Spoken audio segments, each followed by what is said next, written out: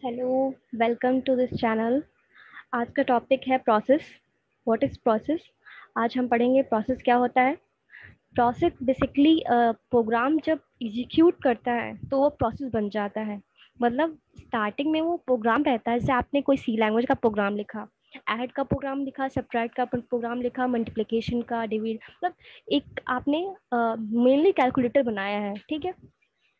वो as a programme है, उसे हम प्रोसेस नहीं कह सकते।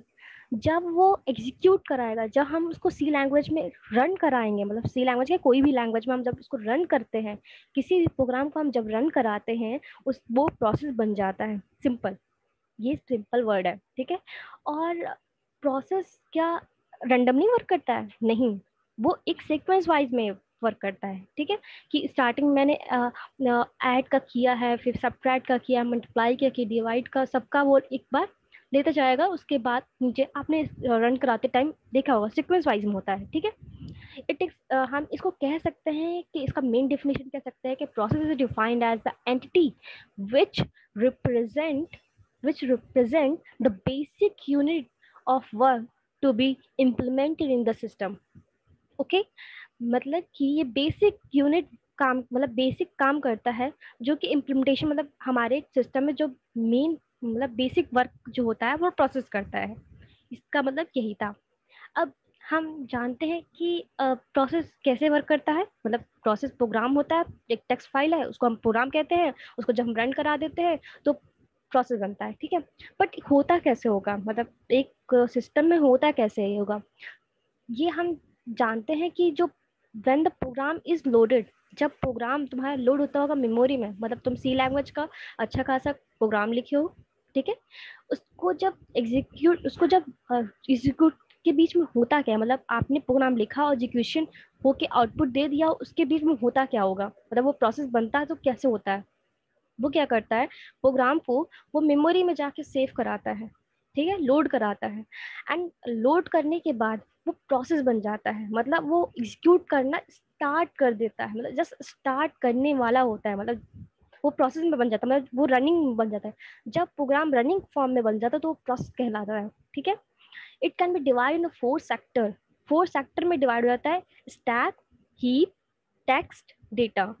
4 फॉर्म में सेक्शन में डिवाइड हो जाता है, ठीक है।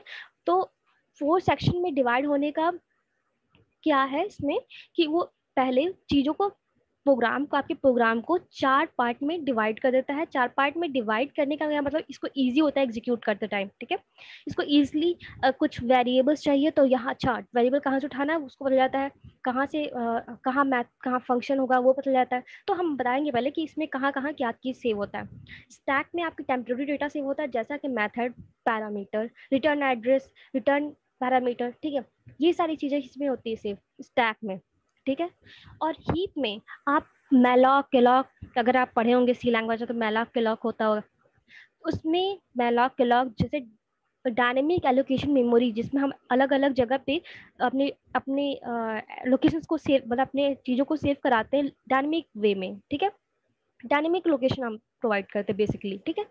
और हम डेटा में क्या करते हैं, इसमें हम डेटा में हम क्या करते हैं, ग्लोबल स्टैटिक वेरिएबल सेव कराते हैं डेटा में, ठीक है। इस फिगर में आपको दिख ही रहा होगा। और टेक्स्ट में हम क्या करते हैं, बेसिकली करंट एक्टिविटी बताते हैं कि कहाँ पे वो प्रोग्राम काउंटर है।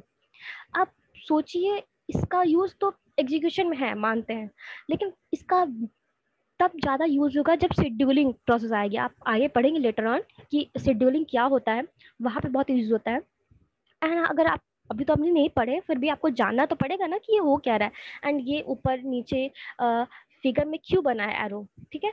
तो ये जो एरो है, अप वाला एरो, वो ये बताता है कि अगर हीप में कंटेंट ज़्यादा आता है तो क्या करेगा, वो स्पेस ऊपर की साइड पुशअप होगा, मतलब ऊपर की साइड जाएगा, हीप नीचे नहीं जाएगा। और जब स्टैक ज़्यादा होगा तो स्टैक क्या करेगा, नीचे जाएगा और स्पेस को कम करेगा। मतलब ये स्पेस इसीलिए है ताकि हम अपने चीज़ों को, वेरिएबल को सेव करा सके हीप स्टैक में, ठीक है। अब देखिए, बहुत अच्छा एग्जांपल दे सकते हैं आपको कि आप सी लैंग्वेज का प्रोग्राम रन करा रहे हैं फॉर एग्जांपल, ठीक है। सी लैंग्वेज का प्रोग्राम है, आपने बनाया है बहुत अच्छे से, और उसमें फंक्शन से आपने ऐड और सब्ट्रैक्ट और मल्टीप्लाई डिवाइड का सबका वो फंक्शन बना के किया, और कॉल भी किया, और पैरामीटर भी, ठीक है। आपने ऐसा प्रोग्राम बनाया है, ठीक है। विजुअलाइज हो रहा होगा कि आपने वैसा प्रोग्राम बनाया है, ठीक। फिर आप उसको एग्जीक्यूट करा रहे हैं, आपने जस्ट अभी एग्जीक्यूट कराया ही था कि सिस्टम कॉल हो गया आपके लैपटॉप में या डेस्कटॉप में, एक इंटरप्ट हो गया, इंटरप्शन आ गया सिस्टम के थ्रू, ठीक है, कि मेरा अपडेट करो या फिर मेरा वार्निंग है, ये है वो है समथिंग। तो ये अगर आ जाता है तो क्या आपका प्रोग्राम एक टाइम के लिए रुक जाता है, जब तक आप सिस्टम का एग्जीक्यूट नहीं कराते हैं तब तक वो क्या करे, रुक जाता है, प्रोसेस रुक जाता है।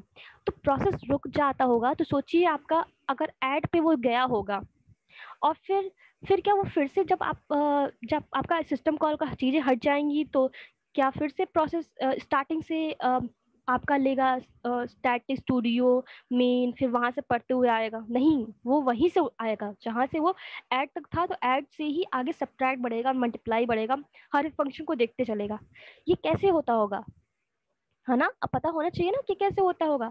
तो ये बेसिकली ऐसे होता है कि जो टेम्प्रोरी डेटाज है, जैसे कि फंक्शन हो गया, पैरामीटर, उसको क्या करता है, जैसे ही इंटरप्शन आया, ये पीछे से बैकग्राउंड वर्क हो जाता है। कैसे, क्या करता है कि वो जहां जहां चीजें स्टॉप थी, मतलब जहां जहां जहां तक एग्जीक्यूट हुआ, उसको वहां वहां इस डायग्राम में फिल कर दो। टेम्प्रोरी डेटा जितना भी फंक्शन है, जहाँ जो फंक्शन एग्जीक्यूट हो चुका था वो फंक्शन के यहाँ डाल दो, जो एग्जीक्यूट नहीं हुआ था वो भी मतलब उसमें अलग अलग पोर्शन है, ठीक है। हीप हीप में क्या करता है, आपका मैलॉक कैलॉक एड्रेस मतलब डाल देता है, मेमोरी डाल देता है। डेटा में क्या करता है, आपके ग्लोबल और स्टैटिक वेरिएबल डाल देता है। और सबसे बहुत अच्छा काम करता है टेक्स्ट। टेक्स्ट क्या करता है, आपकी करंट काउंटर बताता है। काउंटर मतलब आप ऐड पे थे, आप नेक्स्ट टाइम जब जाओगे, मतलब जब सिस्टम कॉल का काम चीज हट जाएगा, तो वो जाएगा प्रोसेस, जब सिस्टम कॉल का हट जाएगा तो क्या करेगा, टेक्स्ट से वो प्रोग्राम काउंटर मांगेगा। कहाँ पे थे, पहले वो मांगेगा कि पहले पूरा प्रोग्राम दो मुझे, जहाँ प्रोग्राम पे थे वहाँ के कैलॉग मैलॉग चीज दो मुझे, मेमोरी दो, कहाँ पे था, टेम्प्रोरी डेटास दो, मेरे को स्टैटिक और ग्लोबल वेरिएबल दो, और मुझे प्रोग्राम काउंटर दो कि कहाँ तक हम गए थे, उसके आगे हम कंटिन्यू नहीं करेंगे, हम स्टार्टिंग से प्रोग्राम को एग्जीक्यूट नहीं करेंगे। बेसिक इसलिए हम इसका बहुत अच्छा यूज है, क्योंकि अगर हर बार ऐसे इंटरप्शन आने लगे और हर बार डेटा स्टार्टिंग से करने लगेगा तो क्या होगा, टाइम कंज्यूमिंग बहुत ज़्यादा हो जाएगा, ठीक है। टाइम कंज्यूमिंग होगा तो हमारा सिस्टम इफिशियंट नहीं होगा, हम बार बार सिर्फ एग्जीक्यूट कराते रहेंगे, हमारे प्रोग्राम रन नहीं होगा। तो मतलब रन होगा लेकिन वही है कि बहुत ज़्यादा टाइम टेकन होगा। तो हमें फ्लेक्सिबल बनाना है अपने सिस्टम को बेसिकली, इसलिए प्रोसेस वो बहुत अच्छा प्रोसेस, एक अच्छा एग्जाम्पल है, मतलब इस चीज़ का हम बहुत अच्छा एग्जाम्पल ले सकते हैं। So thank you, this video is about all about the process, and thank you very much. से सेफ, से हैप्पी, बाय, टाटा।